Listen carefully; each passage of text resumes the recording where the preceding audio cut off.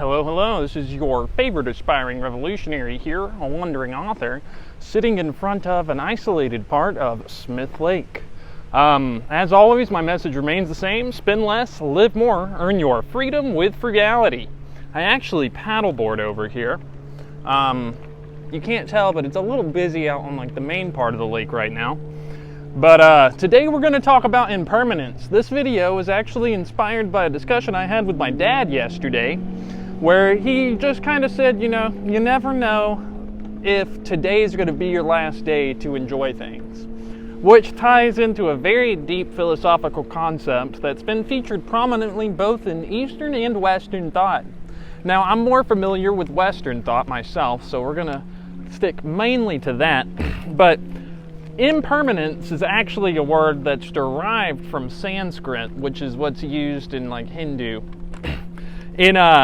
In Western philosophy, the first real articulation of impermanence, which is really just the fact that everything changes all the time, you can't take anything for granted type of idea, was by Heraclitus. If you follow me on social media, you may have seen my post about the word impermanence, but he first formulated it, Heraclitus did, in Pantarai, which is Greek for everything flows, or the literal translation, the whole flows like a river.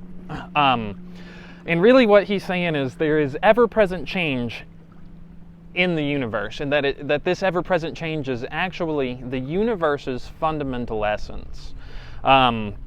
He's got a very famous quote where he just says, "No man ever steps in the same river twice."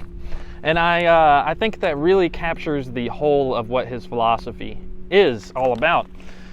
Plutarch also has a famous quote, "And if the nature which is measured is subject to the same conditions as the time which measures it, the nature itself has no permanence, nor being, but is becoming and perishing according to its relation to time." So, in Western philosophy, impermanence is very closely related to the concept of becoming. So, there's really two ways to view the world. It's either being, which is it's constant, never going to change, it's always going to be the same, or there is becoming, which is the constant change. Now, Parmenides, another Greek philosopher, was more of he believed more in a static universe. He very prominently features being, which is just that everything is as it is and it always has been. However, the majority of pre- and post-Socratic thinkers in Western ontology tend to accompany Heraclitus on his becoming journey. Marcus Aurelius, the famous Roman emperor, also says, "Bear in mind that everything that exists is already fraying at the edges and in transition, subject to fragmentation and to rot."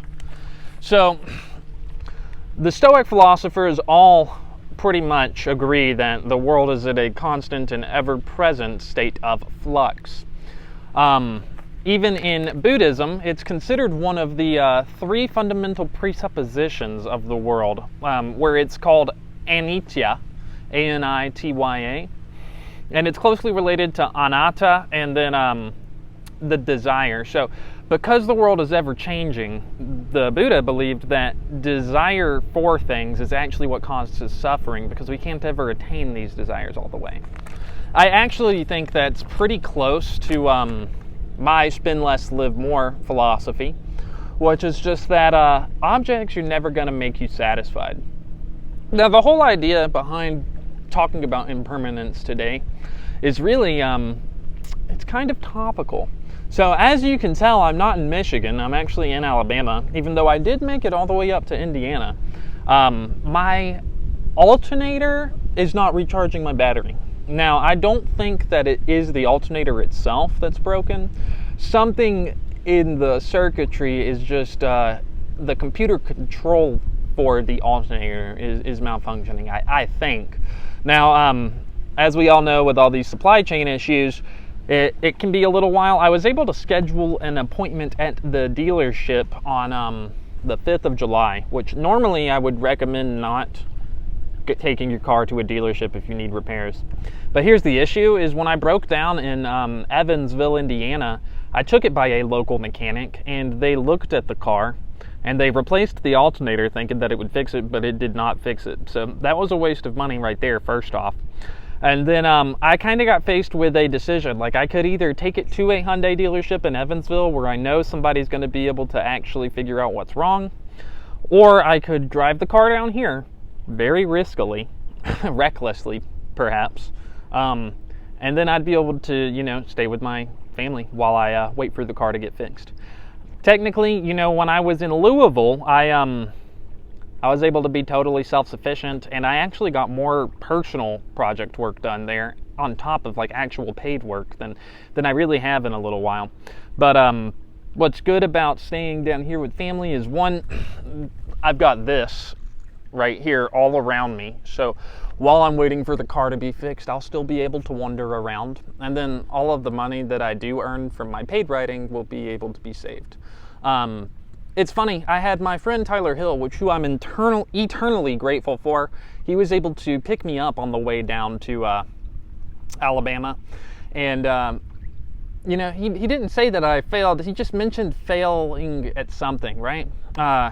Now, I don't really feel that just because I didn't get up to Michigan that I failed at all. One, I'm still doing my stuff, and I'm still going to be working.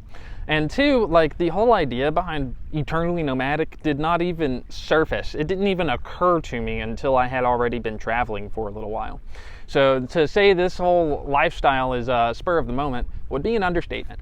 I still can travel. I actually believe, the truth of the matter is my car drove from Evansville to Alabama without any issues other than needing to recharge the batteries so it would stay running. So once the recharging system is fixed, I got a feeling that the car is going to be totally fine. And I think that by the end of this month at the latest, I should be back on the road. And even if I have to purchase another vehicle, which I don't expect is likely, but even if I did, I don't think I would be out of commission for that long. And there's plenty of beautiful nature all around us wherever we are, which is another reason. So there's really 2 or 3 big takeaways. One is I don't think you guys should ever let anything hold you back from accomplishing your goals.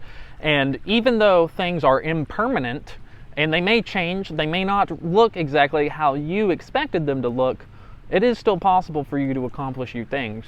Also, if you get in a bind in life, or even if you're just unhappy and you have family that is willing to help you out by letting you stay with them, bro, do it. It could be good for you spiritually because, one, if you're by yourself all the time when you're living on your own, that's just not good for you.